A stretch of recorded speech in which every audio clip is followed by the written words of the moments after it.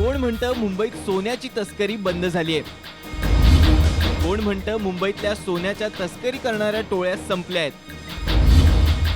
ना सोन्याची तस्करी थांबली आहे, ना तस्करी करणाऱ्या टोळ्या संपल्या आहेत.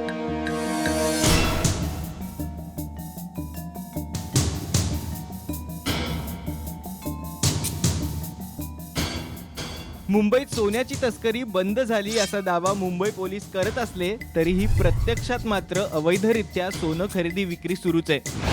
जगात दुसऱ्या क्रमांकावर असलेल्या मुंबई पोलिसांच्या अथक प्रयत्नांनंतरही या सोन्याची तस्करी ना थांबली आहे, ना ही तस्करी करणारी माणसं थांबली आहेत. आजही मुंबईत दिवसाढवळ्या हा कारभार सुरूच आहे. मुंबई कस्टम विभाग आणि प्रशासन भलेही तस्करी पूर्णपणे बंद झाल्याचा दावा करत असले तरीही तस्कर त्यांच्या डोळ्यात देखत हा धंदा चालवतायत. मात्र मुंबई प्रशासनाला याची माहिती नाही, हे त्यांचं दुर्दैव म्हणावं की तस्करी करणाऱ्यांचं भाग्य हेच समजेनासं झालंय. मुंबईत अजूनही सोनं तस्करी चालूच आहे. याचे पुरावे सादर करण्यासाठी आमच्याकडे याच धंद्यात सामील असलेला एक इसम उपस्थित आहे. आम्हाला या माणसाकडनं जी माहिती मिळाली आहे ती ऐकून तुम्ही सुद्धा हैराण व्हाल. मुझे मेरे एक फ्रेंड ने पुरुषोत्तम सोहानी से मिलाया. पुरुषोत्तम सोहानी अंकल थे मेरे, तो उन्होंने मुझे मिलाया उनसे और बोला कि भाई हम इम्पोर्ट एक्सपोर्ट का काम करते हैं, अगर आप करना चाहते हैं तो आप कर सकते हैं. 1500 रुपीज़ पर ट्रिप का आपको मिलेगा. टीवी और कपड़ा लेके आना पड़ेगा और जो भी खर्चा होगा हम करेंगे, हम आपके साथ चलेंगे और एयरपोर्ट पे ही माल ले लेंगे, दूसरे दिन पे आपको पेमेंट मिल जाएगा. तो मैंने उनके साथ काम करना चालू किया. तो हम बैंकॉक जाते थे, सिंगापुर जाते थे और माल टीवी और कपड़ा लेके आते थे और यहाँ से कुछ किराने का आइटम लेके जाते थे, वहाँ पे सेल करते थे. तो जब भी मैंने 2-3 महीने का काम करने के बाद मैंने चाहा कि मैं अभी थोड़ा बाहर ही सेटल हो जाऊँ, बाहर ही जॉब मिल जाए. तो पुरुषोत्तम सर को मैंने बोला कि भाई मुझे आप बाहर जॉब दिला सकते हैं क्या? तो उन्होंने बोला ये काम मेरा बेटा करता है, दीपक सोहानी, मैं उनसे आपको मिलवाता हूँ और आपका वो पूरा मार्गदर्शन करेंगे और आपको गाइडलाइंस देंगे कि कैसा आप जॉब मिल सकता है. उन्होंने मुझे बोला कि अगर तेरे को नहीं है पैसा तो एक हम तेरे को शॉर्टकट में जल्दी पैसा कमाने का एक रास्ता बताते हैं, वो करेगा तो तेरा काम जल्दी हो जाएगा. तो उन्होंने मुझे बोला कि गोल्ड का स्मगलिंग करना पड़ेगा, गोल्ड का स्मगलिंग करेगा तो तू पर मंथ 2 लाख कमा सकता है और जल्दी से अपना जॉब पे जा सकता है. जब मैं बैंकॉक में था और वहाँ पे मुझे बोला गया दीपक सोहानी ने, पहले की बात सब भूल जा, आज के बाद कोई झगड़ा वगड़ा नहीं करेंगे, तू एक काम कर, मेरा माल थोड़ा सा रह गया है, तू सिर्फ थोड़ा सा माल लेके आ, तेरे पैसे मैं लौटा दूंगा. अगर नहीं लेके आएगा माल तो तेरे पैसे भी चले जाएंगे, फिर मैं कभी नहीं दूंगा.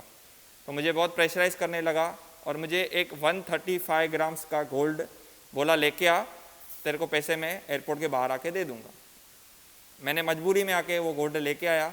जैसे ही मैं मुंबई एयरपोर्ट पे आया और मुझे कस्टम विभाग वालों ने पकड़ लिया, फिर दूसरे दिन पे मैंने पुरुषोत्तम सर के घर पे गया और बोला कि मेरे आपके बेटे ने मुझे ये काम करवाया ज़बरदस्ती पैसे लौटाने के बहाने और फंसाया भी खुद ही है, अब मैं क्या करूं? तो तभी उस दीपक सोहानी वहाँ पे आया उसके रूम में पुरुषोत्तम सर के और मुझे गाली गलौज देने लगा. भाई तेरे को काम करना ही पड़ेगा, आज तो ये फंसाया है, कल तो और कुछ भी तेरे बैग में डाल के तेरे को फंसा देंगे, काम तो तेरे को करने नहीं देंगे हम, तेरे को काम करना पड़ेगा तो हमारे साथ गोल्ड स्मगलिंग ही करना पड़ेगा. तो मैंने बोला मेरे पैसे दे दो, नहीं तो मैं कंप्लेन करूँगा आपका. तो उन्होंने बोला जिधर जाना है तो जा, हम तू हमारा कुछ भी बिगाड़ नहीं सकता. मैंने कस्टम विभाग को, marine department of Mumbai custom department, उनको मैंने इन्फॉर्मेशन दे दिया इसका कि ये गोल्ड स्मगलिंग यहाँ से कर रहा है और यहाँ पे इसके लोग आ रहे हैं. तो जब 4 लोगों को पकड़ा गया, उनमें 1 करोड़ का माल पकड़ा गया टोटल.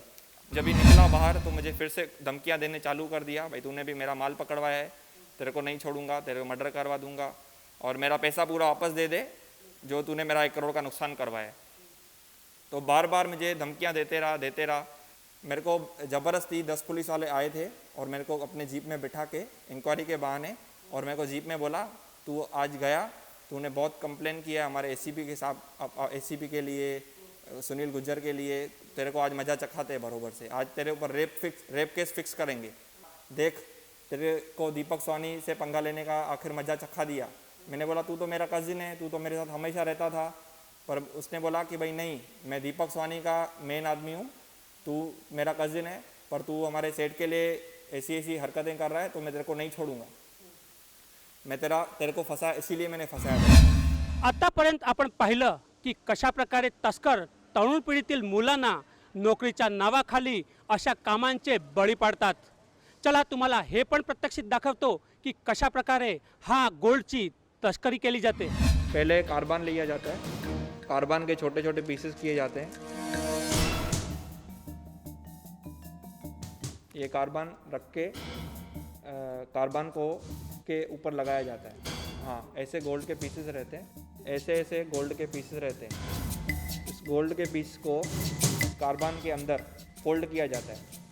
फोल्ड करने के बाद इसके ऊपर लाइट का टेप काला कलर का लगाया जाता है और ऐसा इसको पूरा पैकिंग किया जाता है कि जैसे कार्बान दिखे नहीं। और पूरा ये कार्बान छुपाने के बाद इसको हथौड़े से इसके जो कोने हैं वो दबा दिए जाते हैं, जैसे कि बॉडी में इंसर्ट करने से कुछ प्रॉब्लम ना हो, जैसे आसानी से चला जाए अंदर बॉडी के। ऐसे करके दीपक सोहानी एक एक आदमी से कम 6 से 8 बिस्किट उठवाता है।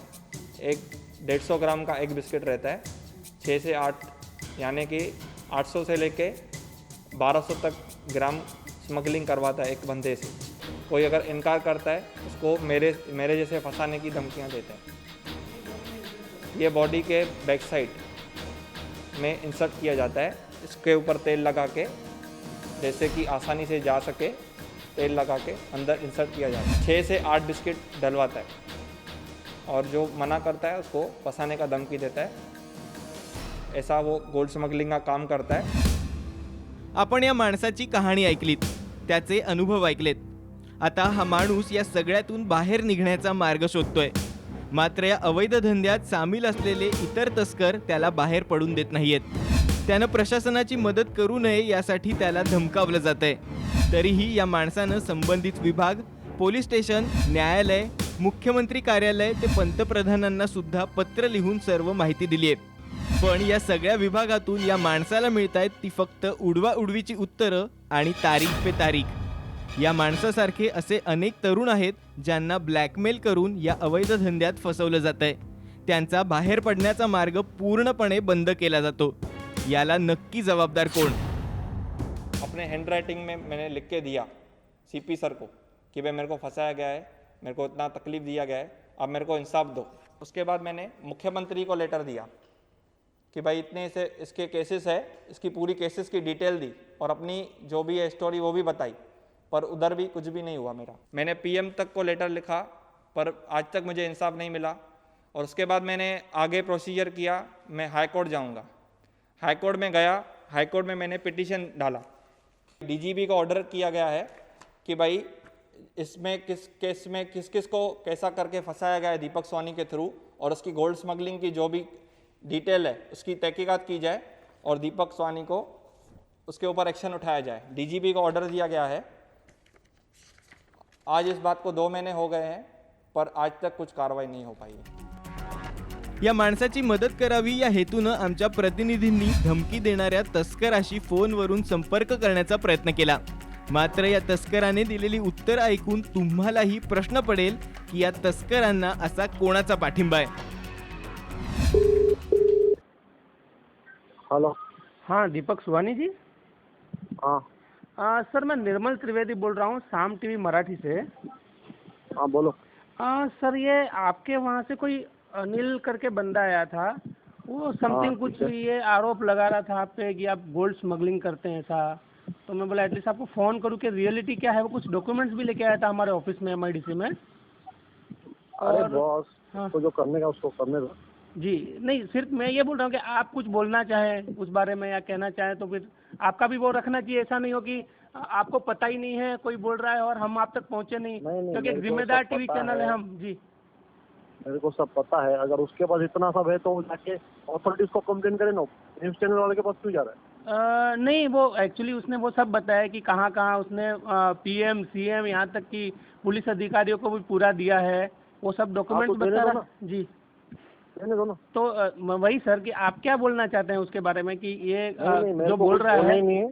जी मेरे को कुछ बोलना ही नहीं है। मीडिया तक पहुंचा है कोई मामला उस तरह के, उसके गंभीर आरोप है कि कई लड़के फंसे हुए हैं और इस तरह की चीजें हो रही हैं, मेरी जान को खतरा लड़के है। फंसे हुए तो लड़के फंसे हुए तो लड़के जाके कंप्लेन करें ना, ये क्यों सबका ठेका लेके बैठा है? हाँ, और ये भी कि मुझे जबरदस्ती भेजा जा रहा है, उस पर रेप का आरोप लगवाया आपने, उसको जेल में भिजवाया। अरे यार, इसके बोलने से क्या होता है क्या? आपकी जगह सही है, लेकिन ये जो उसने कुछ काफी डिटेल्स बताया है, कॉल डिटेल्स बताया, आपके व्हाट्सएप मैसेज बताए हैं। हाँ, तो व्हाट्सएप पे मैंने उसको गालियाँ दी थी जी, और कुछ फोटोग्राफ्स फोन नहीं बताए उठा उसने रहा कि आपने फेसबुक पे डाले थे, उसको जेल में था तब, जो कुछ धमकी देने के, तेरी ये हालत की वो देख, उसका अरे इस तो तरह के। ठीक है ना, ये सब बातें हैं तो उसको अथॉरिटीज को उसने डाला हुआ है ना हाईकोर्ट में, जी। उसने हाईकोर्ट में डाला हुआ है ना, और उसका इन्वेस्टिगेशन पुलिस करेगी ना। न्यूज चैनल वालों को क्या पड़ी है, मेरे को समझ में नहीं आ रहा है। जी जी। क्या है ना कि जब तक मुझसे बर्दाश्त होता है ना, मैं बर्दाश्त कर रहा हूँ। हम्म, जब बर्दाश्त नहीं होगा ना, तब मैं अपना स्टेप उठाऊंगा जो उठाने का है। तो सर ये आरोपों को आप ना मेरे पास टाइम रखा है, जी ना मेरे पास टाइम रखा उससे फालतू बहस करने के लिए, ना ही मेरे को टाइम रखा उससे फालतू झगड़ा करने के लिए। जी। उसको जो करना है करने दो। तो ये आरोपों के बारे में आप क्या बोल रहे हैं कि मतलब वो जो आरोप ये इस तरह के मेरा लगा कोई रहा है, वास्ता है ही नहीं, इलीगल एक्टिविटी से मेरा कोई वास्ता नहीं। लेकिन सर उसने ऐसे डॉक्यूमेंट बताया कि 4.5 किलो सोना पकड़ा गया, आपने उसको कबूल किया, फिर आपने उसका भरा पैसा और अरे आप कौन सा छूटे। 4.5 किलो, कौन सा 4.5 किलो, किसके नाम पे पकड़ा था? वो आपने देखा है? नहीं, पकड़ा है? वो सिर्फ ये जो चीजें बता रहा है, मैं आपसे पूछ रहा हूँ डॉक्यूमेंट। निकालो, उसके बाद बता कि मेरे से बात करो। जी जी, उन्होंने जो डॉक्यूमेंट्स बताए, मैं उसी के हिसाब से बात कर रहा हूँ। जो डॉक्यूमेंट ड्यूटी भरा है, मैंने नहीं भरा है। हाँ, उसमें आपका भी नाम लिखा है। नाम लिखा तो नाम लिखने से क्या होता है? वो क्या प्रूव हुआ क्या? हाँ, लेकिन वो नाम सर उसने नहीं लिखा है मेरे ख्याल से। वो जो डॉक्यूमेंट्स लाए अरे सिर्फ जिसने इसलिए। भी लिखा है उसने क्या प्रूव हो गया क्या? हाँ, वही तो, इसीलिए तो आपका हम जो मंतव्य है वो जानना चाहते हैं कि आप क्या बोल रहे हैं। मेरा वो भी हमें तो मत जानो, अपनी जिम्मेदारी से काम रखो। जी, मैं इसीलिए बोल रहा हूँ आपको आपको। तो मैं देख लूंगा, और आप बीच में आए तो आपको भी देख लूंगा। जो आदमी खड़ा होता है ना, हाँ। उसके पीछे ऐसे 10 कुत्ते भौंकते हैं। नहीं, मुझे एक बात बताइए कि आप तो सरेआम हम लोग को, न्यूज़ चैनल वालों को धमकी दे रहे हैं। हम तो हमारी जिम्मेदारी पूरी कर रहे हैं कि अगर आप सही है तो आपका वो रखे। तो मुझे समझ में नहीं आता कि आप इस तरह से गर्म हो रहे हैं, तो आखिर क्या कारण है वो बताइए। हम तो अरे, ये पूछ रहे जो आरोप पूछने अपने लगे। पास रखो तुम अपना जी। कारण दे रहे ना। परसों भी 2 लोग आए थे मेरे पास, मेरे घर में चोरी के इरादे से नाव से। हाँ, हाँ, मालूम है आपको कि नहीं? उनके क्यों आए अभी? मतलब 9 वाले पे भी आप चोरी का आरोप लगा रहे हैं सर। और चोरी का आरोप नहीं लगा रहे, उसने मेरे गले पे हाथ डाल के चेन खींचा मेरी, उसका सब पुलिस स्टेशन में दिया हुआ है। जी अभी उसकी कैसे होती है ना सत्यानाश, वो देखो आप 2-3 दिन खाली हुई तो जी, हम सिर्फ आप, मैं देखता हूँ। मैं यही बोल रहा हूँ कि आप हमें भी हाँ। सरेआम ये बोल रहे हैं कि आपको देख लूंगा। मतलब मुझे ये बताइए, सिर्फ मैं अरे तो आपसे पहले ये आपने जान। कुछ निकाला है कि मेरे साथ बात करने आ रहा जी हो direct? जी, पहले बिल्कुल। जाके सच्चाई निकालो। जी, मैं उसी के मेरे पे आपने इन्वेस्टिगेशन के इंक्वायरी हिसाब करो, से। अनिल की इंक्वायरी किया क्या आपने? बिल्कुल उसका सर, काम क्या है? बिल्कुल। उससे बात करने के बाद और मुझे एक जिम्मेदारी ये लगी कि आपसे पहले बात करना उसको जरूरी पूछो। है कि पहले आपका उसको भी। पूछो कि तू क्या है बे? पहले उसको ये पूछो। मेरे जी। पे इल्जाम मत लगाओ, मेरे पास सब वाइट है, टोटली एक एक चीज वाइट है। जी, हमारा कोई इल्जाम नहीं है आप पे, हम सिर्फ वो हाँ, आरोप मेरे पे लगाए इल्जाम उसकी मत पूछताछ कर रहे हैं कि आप फिर आप मेरे पे मत लगाओ। जी। हम आपकी, आप एक जिम्मेदार नागरिक हो, तो आपसे हम पूछना हमें जरूरी है। कि मैं सवाल का जवाब देने का कोई रिस्पॉन्सिबिलिटी नहीं हूँ, फिर भी मैं बात जी। क्यों कर रहा हूँ? जी जी, मैं ये बोल रहा हूँ, रिस्पॉन्सिबिलिटी की बात मैं किसी से इसलिए। डरता नहीं है। आतापर्यंत तुम्ही हा धंदा कसा चालू आहे आणि कशा प्रकारे धंदा चालू आहे हे पाहिलंय. मात्र हे सोनं कसं आणि कुठे विकलं जातं याची माहितीही आमच्याकडे. मुंबईतील झवेरी बाजारात सगळ्यात जास्त सोन्याची खरेदी विक्री केली जाते. मात्र या झवेरी बाजाराच्या काहीच अंतरावर असलेल्या कामाठीपुरा परिसरात अवैधरित्या सोन्याची खरेदी विक्री केली जाते आणि या ठिकाणीच खरं कारस्थान रचलं जातं. सोनं कसं कुठे विकायचं याची संपूर्ण तयारी इथेच केली जाते असा तस्करांची पोलखोल करणाऱ्या या माणसाचा दावा आहे. मुंबईत अशा अनेक गुप्त जागा आहे जिकडे बाहेरच्या देशातून गुप्त पद्धतीने आणलेल्या सोन्याचे बिस्किटाची तस्करी होते. पण अशा काही संबंधित विभाग कर्मचाऱ्यांना हस्तक्षेपामुळे या व्यवहाराला अजूनही चालना मिळू लागलेली आहे. साम टीव्हीला ही सगळी माहिती मिळताच आम्ही एअर इंटेलिजन्स युनिटचे उपायुक्त प्रज्ञाशील जुमले यांच्याशी संपर्क केला असता त्यांनी कॅमेरासमोर आमचे हात बांधलेले असल्याचं म्हटलंय. मात्र ऑफ द रेकॉर्ड त्यांनी आम्हाला बरीच माहिती दिली आहे. या अवैध धंद्यासाठी आपला कायदा आणि काही कर्मचारी जबाबदार असल्याचं सांगितलंय. मुंबई कस्टम विभागचे अधिकारी असे दावे करतात की सोन्याची तस्करीवर पूर्णपणे लगाम लागला आहे. पण काही तस्कर यांच्या ह्या दाव्यावर पूर्णपणे पाणी फिरवत आहे. सोने तस्करांनी आपली नावे बदलली, पद्धती बदलल्या, पण सोन्याची तस्करी अजूनही कस्टम पोलिसांच्या नाकाखालून सहजरित्या चालूच आहे. कॅमेरा पर्सन कृष्णराज जोशीसह निर्मल त्रिवेदी, साम टीव्ही, मुंबई.